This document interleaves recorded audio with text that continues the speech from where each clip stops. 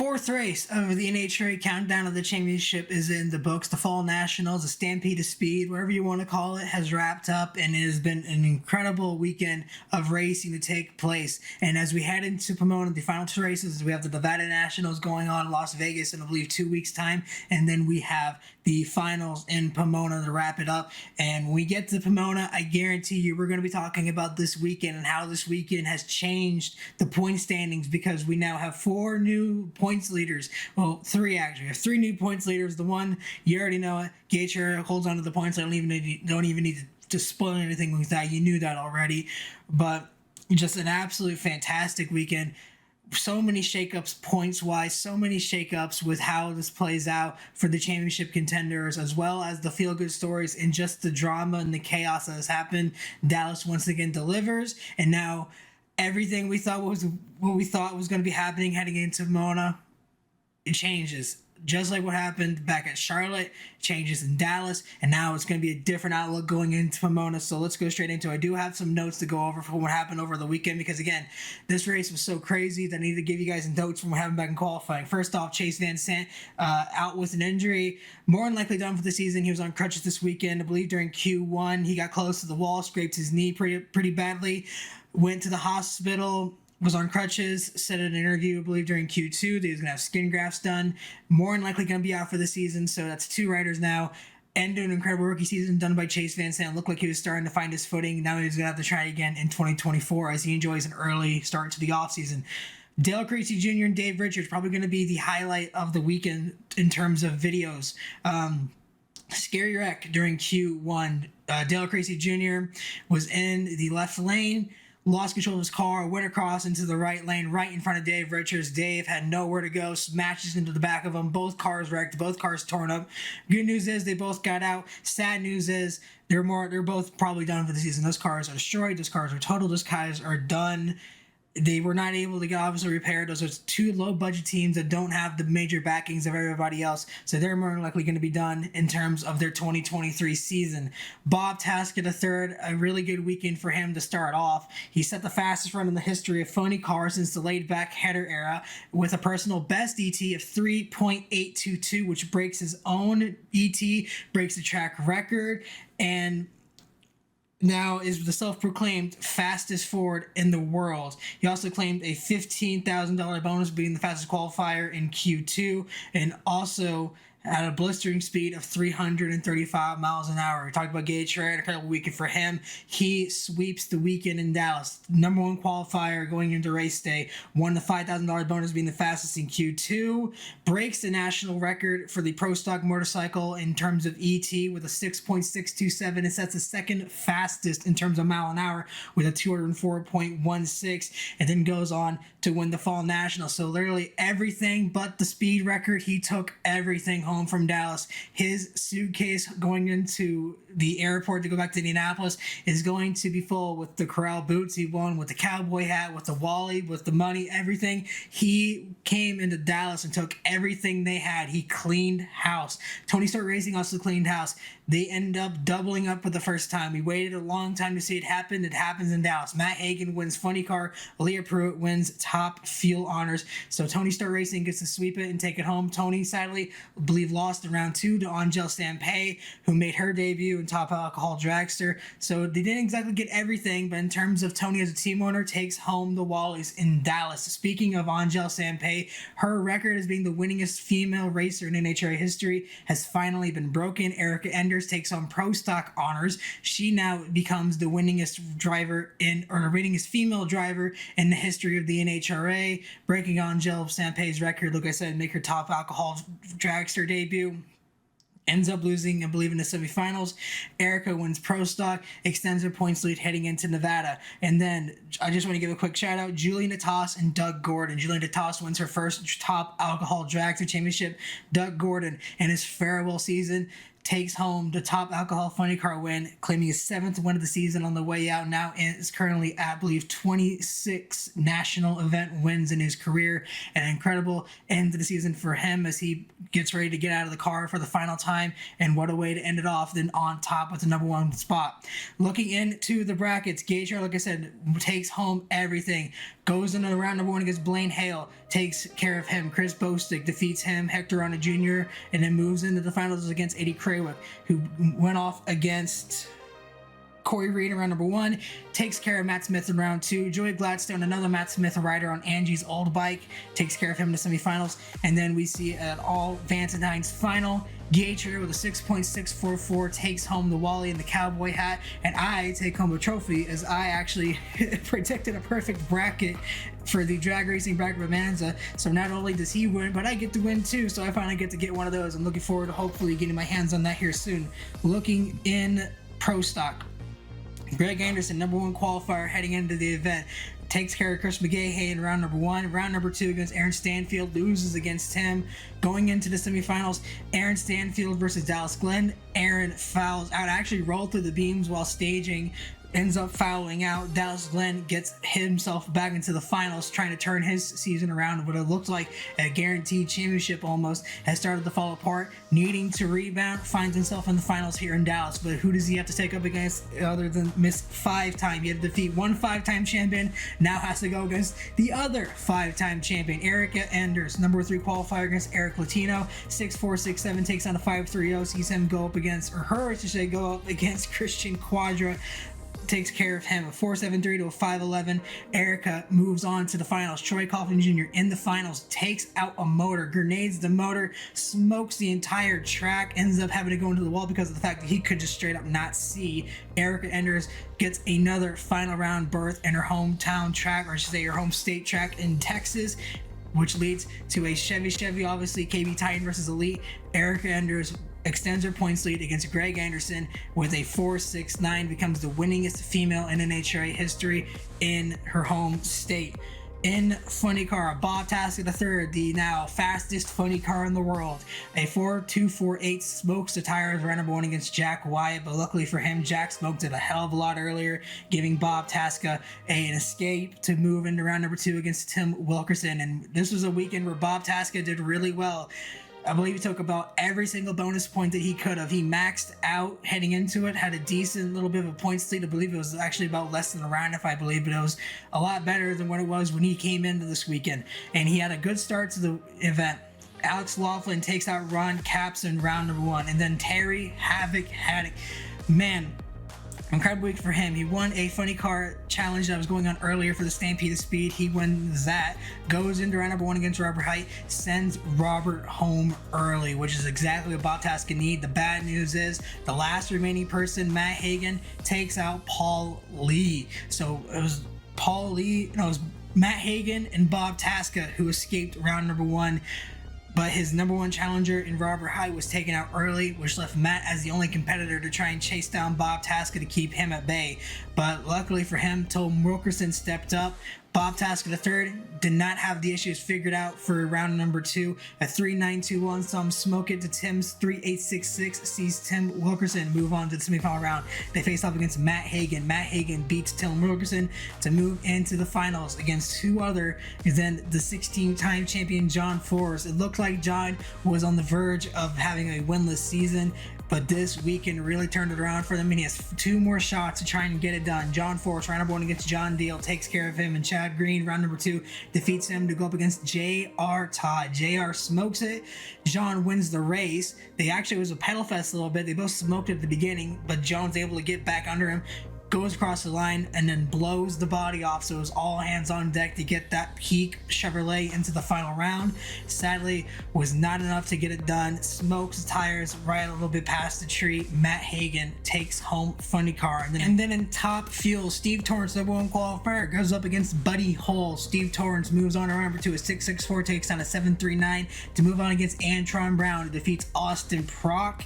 Antron Brown loses 7.36 to a 6.84, sees Steve Torrance move on to the semis. Sadly, not in the way that he wants to, because now he has to face off against Billy Torrance, who Obviously, we all know he was going to be there as a blocker. Billy doesn't get many chances to race anymore. Sadly, has to face up against his son as they're on the same side of the ladder going into the day. Billy with a 5th place qualifying out of a really good weekend for the Capco team.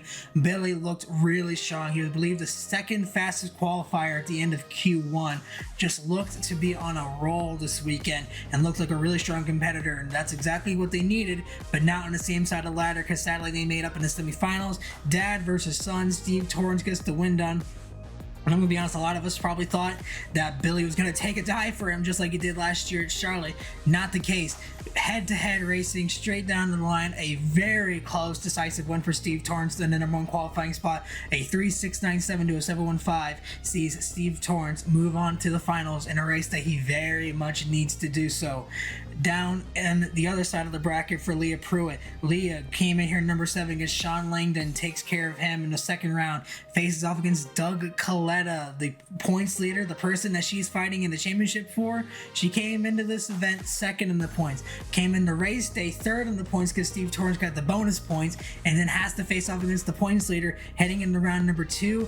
Doug Coletta spins the tires, and that is probably going to be a moment we're going to look back on. That is a race that got away from Doug because this is a weekend that he cannot afford to mess up on. Leah Pruitt gets Doug Coletta out of the event early, moves on to the semifinals to face off against Clay Milligan. Another strong performance for the Rick Ware racing team.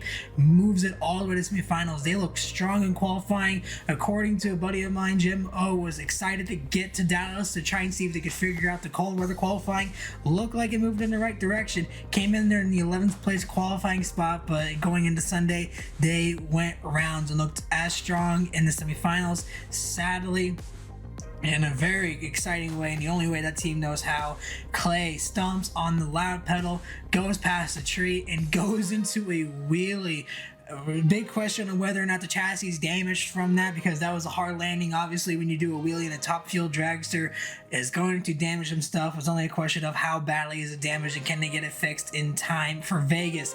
But Leah Pruitt drives on around him. A 3.681 sees Leah move into the final round, face off against Steve Torrance for the points lead. Steve Torrance, the number 1 qualifier. Leah Pruitt, the number 7 qualifier. Leah Pruitt sweeps Dallas for Tony Stewart Racing. A 6.84 to a 6.62 sees Leah Pruitt gain her 2nd win of the 2023 NHRA season, her 1st win since back at Norwalk. A decisive victory for them, and now Leah Pruitt takes the points lead with 2 races to go in the NHRA countdown to the championship. We have video highlights to show you, including some interviews, and then we will wrap it up as we get ready for the final 2 races of the season, and then we can get ready for the championship. Let's get into them. Oh, somebody spun a little bit there. 025 light. If it was somebody spinning, it wasn't Gage Herrera. Ladies and gentlemen, the 9th win on the season in his 11th final round. 664.4, 203 miles an hour. And Gage Herrera is not simply making history. He is writing an entirely new book. Well, catching Gage Herrera just staring at his hardware, and we talked to you at the top of the show about your year from last year to now. Talk about the difference 365 days can make. Oh, it can make a world of difference. You know, I'm living the dream. You know, not only that, whole Advanced Size Mission Suzuki team, this Gen 3 Hayabusa has been flying all weekend. You know, getting the new national record, and Ed getting a new best last run, and Vance Hines final, and man, this whole weekend's been cool. I'm going home with some cowboy boots. I got a cowboy hat, which, you know, I got to dedicate that. This race to my papa I lost a couple years ago. He's always wore cowboy boots and cowboy hat, so it means a lot. And yeah, this is it's a special one right here. This is one I'll never forget. So, woo!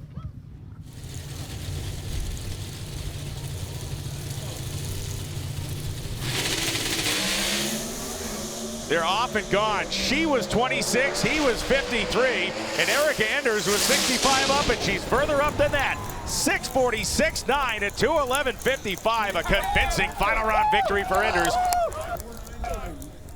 And the Elite Motorsports team just made it at the top, and to congratulate the now winningest female in NHRA history. And you hold that, Wally. What will this one symbolize for you? Oh man, we have a lot that mean an awful lot to us, but this one does a lot for self-confidence and for my team. But as a little girl that was 8 years old with big dreams to be a professional driver one day in a junior dragster and working my way through the Lucas Oil Series and now being here for 20 years, this one will sit proudly alongside of some other ones. But I give God all the glory, man. This has been quite the journey for us. It's not been easy, way more valleys than peaks, but I give the Lord the credit and my team, man. Richard Freeman gave me an opportunity 10 years ago, and we've never looked back. So for JHG and Melling, Gallagher People East, C-Tech, CHE, Jim Greenheck won, Michael Holcomb won, Jerry Emmons won, David Quadro was in the finals. So this was quite the exciting weekend for us, but we did it, baby. Woo!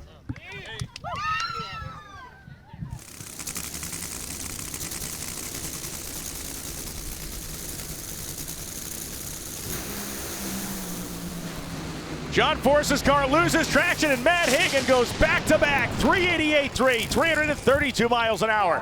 A valiant and certainly near heroic effort for the team of John Force to get that car to the starting line, but Matt Hagan was not going to be denied, and Matt Hagan is now a big-time points leader in Nitro Funny Car.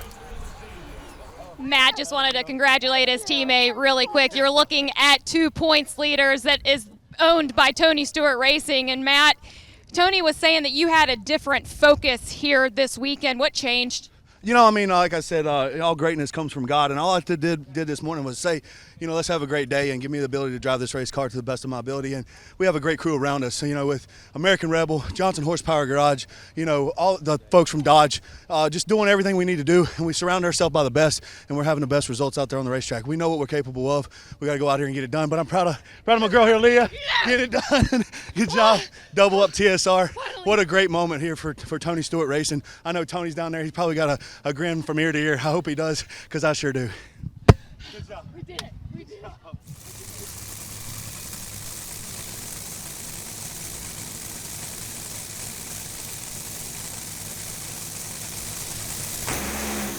Torrance flickered the ball.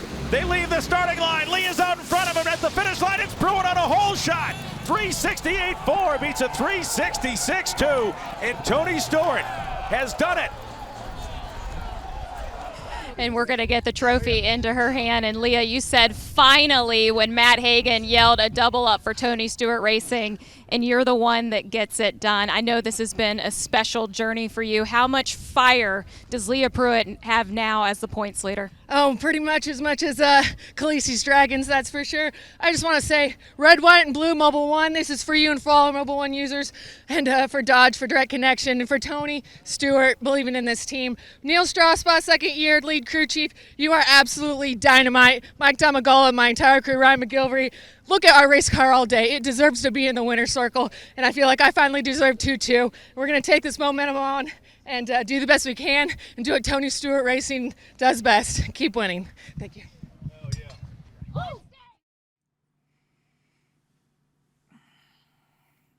So again, an incredible weekend. Another one. I want to give a shout out to the fans, by the way, because they came out in droves. I had a buddy at a race, Lee Kraft, Money Morning Racer, told in the group chat that we're in over the weekend that on Saturday and on Sunday there looked to be a very good turnout for the event, and you can see it on the cameras. Both ends of the grandstands were filled. They were loud, they were rowdy in the best way to know how. So shout out to the Texas Motorplex and the Stampede of Speed for the work they've done in promoting this race. Shout out to the fans of Texas who came out all weekend to support this race. This race is quickly becoming one of the crown jewel events on the season. Drag Racing Mayhem always talks about how this race, he thinks this race is bigger than Indy, and I don't agree with that, but I can see where he's coming from because the fan turnout, the prestige that these guys are starting to gain for this, and the way that they treat it, and just the chaos that takes place at this event is really starting to take hold and is becoming one of the races that you can't afford to miss. So shout out to them for the work that they've done to make this event what it is and hosting an incredible Fall Nationals. It rightly deserves its spot on the countdown. And now we get to move even further west into Nevada to get ready for the Halloween Havoc Nevada Nationals as we get set for the Pomona Final. So again, thank you guys so much for watching. Follow all social media pages, Mighty Mac 03. Follow me on Twitter, Instagram, Facebook, Threads, TikTok, everything. Subscribe to the channel, like the video, comment, tell me what you thought of the race, tell me what you think of the winners, who do you think is going to be the points leader heading into Pomona, and who are your guys' championship picks as we get set for the final 2 races. And again, share the video to everybody you know. This season has been incredible. This countdown has been even better. If you're not watching it, I keep saying it, you're wasting your time, you're missing out, because this is some of the best racing that you're going to see all year long. And if this is any indication for how the season is going to be next year, it's just going to keep getting better. We had an incredible 2022 year, an outstanding 2023 year, and it's just going to keep building as we go down the years to come for the next decade. So again, you guys cannot afford to miss it. So again, thank you guys so much for watching. Like, subscribe, do everything, and until 2 weeks again, this is Mighty Mac, and I'll see you next time.